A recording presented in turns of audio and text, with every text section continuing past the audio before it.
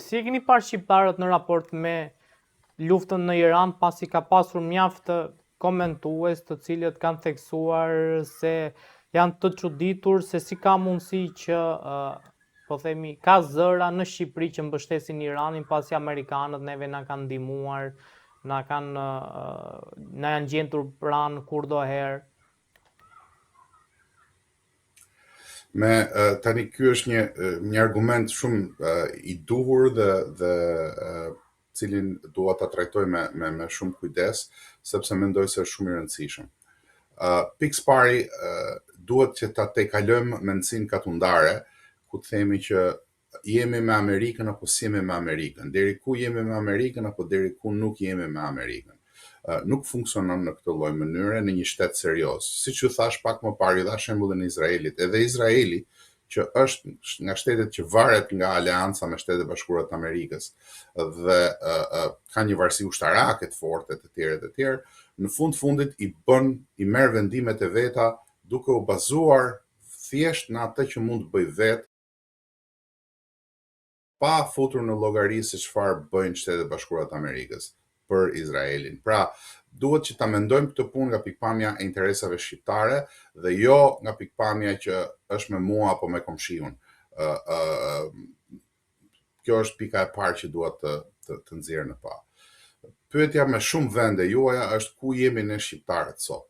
Duke u nisur nga ky pikëvështrimi i interesave thellësisht shqiptare, pa pasur asnjë lloj gjëje tjetër në përmend. Duke u nisur nga ky pikëvështrim, ne jemi në një pikë jashtëzakonisht shumë të ulët, sepse përveç se qeverinë e kemi anti-shqiptare, përveç se opozitën e kemi anti-shqiptare, përveç se paria e Tiranës mendon vetëm për vete dhe jo për interesat e shtetit e aq më pak për kombit, ne kemi edhe një popull të hutuar, një popull që hutohet me propagandën e ditës, hutohet nga njerëz sharlatan, hutohet nga njerëz cilët dalin në rrjetet sociale dhe filozofojnë sikur janë njerëz me parime të thella, po të cilët i ndërrojnë këto parime çdo 3-4 muaj. Rastin fjalë, ne kemi njerëz që deri para pak kohësh kanë bërtitur me të madhe që jemi të vetmit përfaqësues të presidentit Trump në Tiranë, askush tjetër, dhe sot i sheh me teza thellësisht anti-amerikane, pro-ruse, e me teza deri dhe afër pozicioneve të Kinës. Aleanca e shqiptarëve, pse shqiptarët duhet të shohin miqësinë e Shtetet Bashkuara të Amerikës, nuk ka të bëjë as me hipokrizinë e as me mendsinë katundare, siç e konceptojnë disa. Ka të bëjë me faktin që Shtetet Bashkuara të Amerikës janë të vetmet që e kanë treguar veten historikisht që janë miq të shqiptarëve. Kush janë miqtë e shqiptarëve? Miqtë e shqiptarëve janë ata që kur Shqipëria duhet zhduke nga harta, presidenti i Shtetet Bashkuara të Amerikës tha jo, Shqipëria do të ekzistojë. Dhe flas për presidentin Wilson këtu.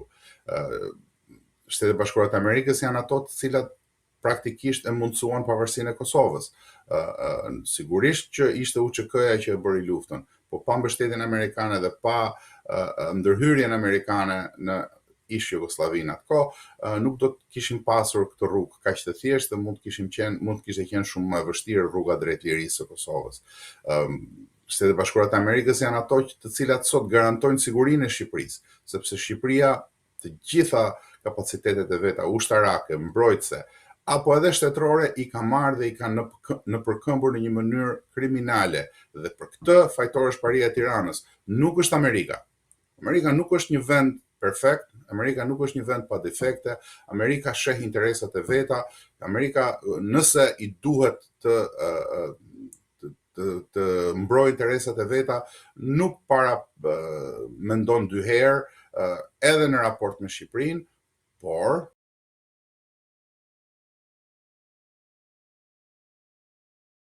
problemi i shqiptarëve nuk është as pak Amerika. Po ta vendosnin në peshore se si janë sjell amerikanët dhe si janë sjell për shembull rusët, të cilët janë aleatë të Serbisë dhe duan të shfarozin shqiptarët, si janë sjell grekët apo si janë sjell italianët. Italianët akoma nuk kanë kërkuar falje për pushtimin. Pavarësisht se ne kemi marrëdhënie shumë të mira dhe populli shqiptar ndjen një lloj afërsie, se jemi afër etj. por s'kan kërkuar falje për pushtimin, se erdhi edhe për vjetori tani. Pra askush nga këto vendet të cilat njerëzit mendojnë se janë, ose Bashkimi Evropian, rralla të tilla që do të integrohemi e të tjerë. As edhe NATO nuk garanton më integritetin e Shqipërisë, sepse siç e keni parë, presidenti Trump ka thënë që NATO nuk është më aleanca që ka qenë, pra praktikisht NATO nuk ekziston më si një aleancë mbrojtëse për Evropën. Ekziston në letër, ekziston formalisht, bazat janë aty, por vullneti politik i mbrojtjes së gjithë Evropës nga Shtetet Bashkuara të Amerikës nuk ekziston më. E kush do t'i mbrojë shqiptarët? Ndërkohë që keni një pari e cila ton t'ju shfaroz, ton t'ju zëvendësoj me Bangladeshas, kush do t'i mbrojë shqiptarët? A do t'i mbrojë Serbia? A do t'i mbrojë Bullgaria? A do t'i mbrojë Greqia?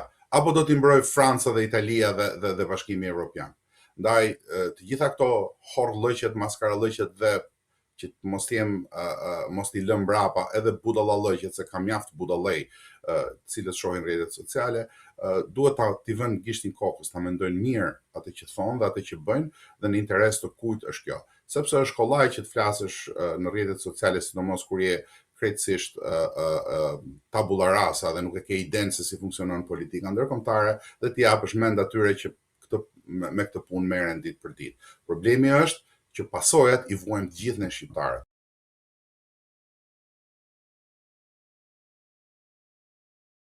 Në vend që të merreni me parinë e Tiranës, vend që të merreni me një kryeministër që është ende dhe sot në pozicione tradhtie kombëtare, në vend që të merreni me një kryetar opozite i cili nuk e lëshon karrigen, që është një pjesë tjetër e tradhtisë kombëtare, sepse nuk lejon opozitë reale, në vend që të mbështesni ata djemt dhe vajzat shqiptare në Ilirit, të cilët po kërkojnë, janë të vetmit që kërkojnë më të mirën për kombin, merreni me anti-amerikanizma, merreni me problemet e Iranit, merreni me problemet e lindjes mesme. Na ikën vendet e gjirit, o bobo, se s'kemi ku të shkojmë dhe të kurvërojmë më tani më falni për shprehjen, po, se ndoshta është pak banale, por është në rastin më të mirë e pa mend të veprojmë kështu, dhe ndaj dhe unë mendoj që ne shqiptarët jemi të rrezikuar, jo thjesht për shkak se kemi një qeverisje të tmerrshme, por për shkak të mendësisë së njerëzve. Njerëzit kanë rënë në këtë llapin dhe kjo ka pasoja, asgjë nuk vjen pa pasoja në këtë botë. Griti, mund na komentoni pak se në çfarë situate jemi tani kur edhe kemi armëpushim, por kemi edhe konflikt? Jemi në një situatë që shkon përtej armëpushimit të pjesshëm, pra është një armëpushim i pjesshëm 2 javor, i cili u negociua midis Shtetet Bashkuara të Amerikës dhe Iranit dhe gjitha palëve të tjera në këtë konflikt me anë të tretësh për të pasur një dritare ku të diskutohej mbi një seri pikash. Njëri nga problemet që mediatikisht është bërë i njohur është fakti që të dyja palët kanë një seri të ndryshme pikash, ose deklarojnë një seri të ndryshme pikash nga ku do të nisen diskutimet. E megjithatë, në realitet, ajo që ndodh zakonisht në bisedimet të tilla kaq të nivelit kaq të lartë, ku do të marrë pjesë për shembull zëvendës presidenti amerikan J.D. Vance, zakonisht agenda reale nuk bëhet publike paraprakisht dhe pozicionet e palëve paraprakisht janë të panjohura për publikun e gjerë, sepse negociatat ndodhin mbas perdes. Pra, unë do t'isha pak më i kujdesshëm në cilësimin e situatës, e megjithatë, ajo që është e dukshme është që jemi në një armëpushim të brisht, në një armëpushim të cilin të gjitha palët e interpretojnë sipas asaj që ata shohin situatën në luftë, dhe një armëpushim i cili mund të mos zgjasë 2 javë, nëse bisedimet nuk ecin ashtu siç mendojnë palët se duhet ecin. Nga pikpamja e administratës amerikane nuk ka lëvizur asnjë trup nga lindja e mesme, përkundrazi po shtohen numrat e trupave dhe specialiteteve të ndryshme në lindjen e mesme, kurse nga pikpamja e Iranit, garda kombëtare revolucionare e Iranit vazhdon të deklarojë që ka mundësi për ta vazhduar luftën me raketa deri dhe në 10 vjet. Pra jemi në një situatë ku po diskutohet, por asgjë nuk ka ndryshuar në realitet për shkak se edhe rihapja e kanalit të Hormuzit ose ngushticës së Hormuzit është ende në diskutim. Izraeli ka sulmuar Libanin me shumë gjas për të krijuar amulli dhe për t'i vrarë negociatat që në fillim. Pra përplasje të tilla të këtij lloji janë përplasje të njohura, të ditura që zakonisht ndodhin gjatë negociatave të tilla. Po sfundi ajo që dua të them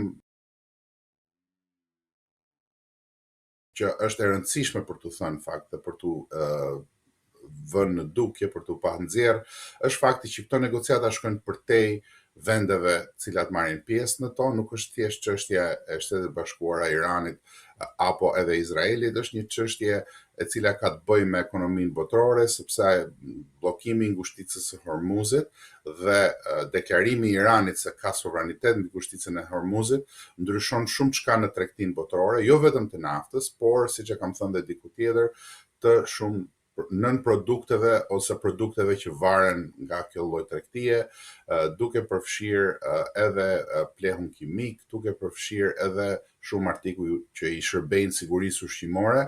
Pra është rëndësia e ngushticës së Hormuzit shkon edhe përtej produkteve të naftës.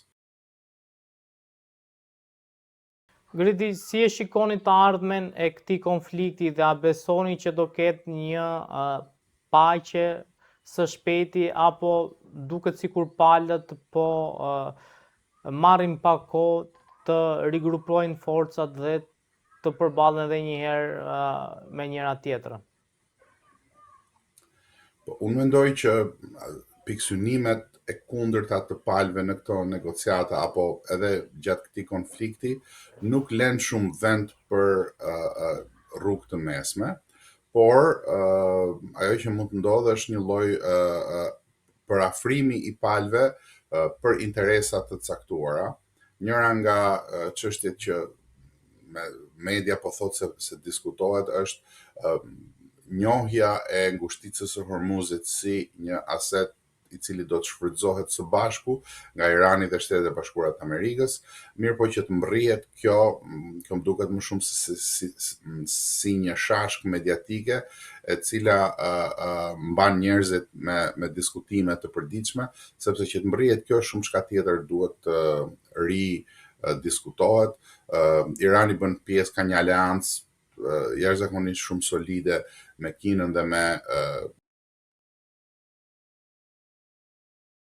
Rusin, si ushtarake ashtu dhe ekonomike, kështu që tani më palët janë të pozicionuara dhe ka shumë pak gjasa që të gjendet një marrëveshje thjesht sa për të kaluar kohë, një marrëveshje kalimtare. Marrëveshja 2 javore ishte pikërisht një armpushim i pjesshëm, domethënë një armpushim i përkohshëm, thjesht për t'i dhënë mundësi negociatave, pra nuk është fundi i këtij konflikti sipas meje. Pse vendos Izraeli të sulmoj Libanin? Sigurisht që ju e thatë pak më përpara për të minuar këto negociata, po cili është qëllimi i vërtet i Izraelit? Pra, në momentin që nuk mund t'i shkojë deri në fund kësaj lufte pa Shtetet Bashkuara të Amerikës, a mund të ketë, po themi, një frikë që amerikanët mund ta braktisin Izraelin dhe të jetë në një përballje të vetë me Libanin dhe Iranin në të njëjtën kohë? Shikoni, çdo shtet serioz, çdo shtet që mendon seriozisht për popullin e vet, duhet të marrë parasysh që në çdo rast do të gjendet vetëm kundër armiqve të vet. Unë mendoj që Izraeli ka dekada që pavarësisht aleancës jashtëzakonisht shumë të ngushtë dhe lidhjeve shumë të ngushta ushtarake, ekonomike, edhe politike, dhe nganjëherë asaj që shumë kush në Shtetet Bashkuara të Amerikës e quajnë varësia politike e Shtetet Bashkuara ndaj Izraelit, pavarësisht gjitha këtyre, që qëndrojnë deri diku, janë deri diku objektive, disa herët e subjektive, Izraeli gjithmonë ka marrë parasysh që në këtë luftë për mbijetesë të shtetit vet gjendet vetëm dhe planet që ka janë plane sipas asaj që ka bërë, domethënë sipas veprimeve që ka ndërmarrë, janë gjithmonë plane për të mbijetuar në një rajon ku është armik pothuajse me të gjithë, por për të mbijetuar vetëm. Pra marrëveshjet abrahamike me Arabinë Saudite për shembull, që pavarësisht se nuk thuhet, por është aleat me Izraelin këto kohë. Marrëveshjet me vendet e Gjirit, të cilat pavarësisht se nuk thuhet, janë po ashtu aleat me Izraelin në këto kohë.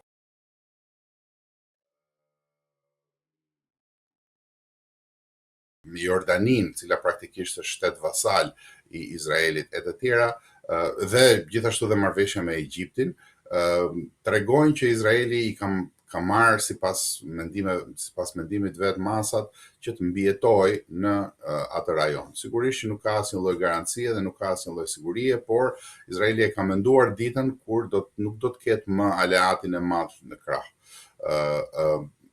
Pse u sulmua Libani? Sigurisht që unë nuk mund ta them me siguri sepse nuk jam në mbledhjet e Këshillit të Sigurisë qeverisë izraelite, por më parë po të bazohemi tek veprimet e mëparshme, Izraeli ka përdorur këtë lloj teknike që kur ka pasur negociata ose bisedime të cilat po çonin drejt disa marrëveshjeve ndaj të cilave Izraeli nuk dëshironte që të ndodhshin, atëherë Izraeli ka sulmuar dhe ka bërë më të mundshmen për diminuar këto negociata me anë të sulmeve, sepse kur ka negociata dypalçe për të vendosur paqen dhe njëra palë sulmohet, bëhet më e vështirë marrëveshja.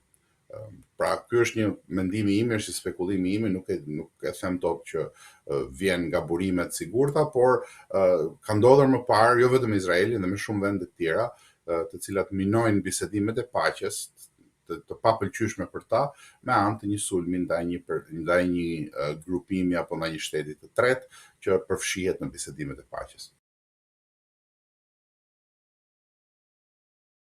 Ka pasur një operacion, le të themi, mjaft të vështirë të amerikanëve për të shpëtuar pilotin i cili ngeci në Iran. Besoni që, po themi, ishte një operacion më shumë për të shpëtuar pilotin, apo ishte dhe një operacion për të parë terrenin nëse mund të futen dhe në po themi në mënyrë toksore në Iran? Pra, si shikoni këtë operacion që bën amerikanët? Është më shumë për të shpëtuar një pilot, apo është edhe për të parë terrenin nëse në një të ardhme të mundshme të kenë mundësi se si të futen në Iran? Apo të dyja bashkë? Unë do thoja që nuk duhet të ngutemi duke dhënë gjykime bazuar në rrëfenja mediatike. Rrëfenjat mediatike me qëllim janë pjesë e propagandës së luftës, pra ne nuk e dimë se çfarë ka ndodhur, nëse vërtet ka qenë një operacion për të shpëtuar pilotin apo ka pasur diçka tjetër. Nëse do të ishte një operacion për të shpëtuar pilotin vetëm, shumë çka nuk kuadron, shumë çka nuk futet në kornizën e duhur. Do më duaj që të spekuloja nga hiçi, sepse nuk ka dhëna të tjera. Dhënat reale i din vetëm shërbimet, i din vetëm ata që e planifikuan dhe që e vunë në zbatim planin, dhe mënyrën se si shkoi plani dhe nëse funksionoi, nëse nuk funksionoi, nëse ishte plani A, plani B e të tjera. Pra, për të spekuluar, ne mund të spekulojmë, por për të ditur gjë në këtë moment është e pamundur të dimë. Ajo që mund të them nga pikpamja ime është që një operacion për të shpëtuar pilotin nuk ishte pse të ishte kaq i koklavitur dhe me aq asete. Se si ka ndodhur ngjarjet ama nuk mund ta dim, kështu që nuk dëshiroj që të flas me kompetencë për diçka që nuk e di. Ka pasur, le të themi, zhvillime në administratën amerikane lidhur me luftën në Iran, ku si fillim patëm dorëheqjen e shefit të antiterrorit, më pas pati shkarkim të shefit të shtabit të ushtrisë, pastaj pati dhe shkarkim të prokurorit së përgjithshme në SBA. Si cilësoni këto lëvizje dhe a është bashkë administrata Trump në lidhje me këtë luftë? Unë mendoj që projekti i presidentit Trump ka lidhje jo thjesht me presidencën e tij, me 8 vjeçarin e tij, me një 4 vjeçar në mes të presidentit Biden, por ka të bëj me projektin e tij të transformimit të shtetit amerikan.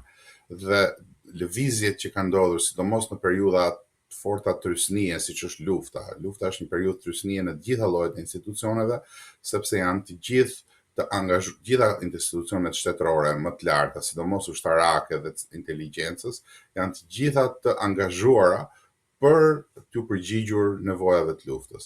Dhe në momente të tilla trysnie, është një devizë e vjetër që trysnia shkakton çarje.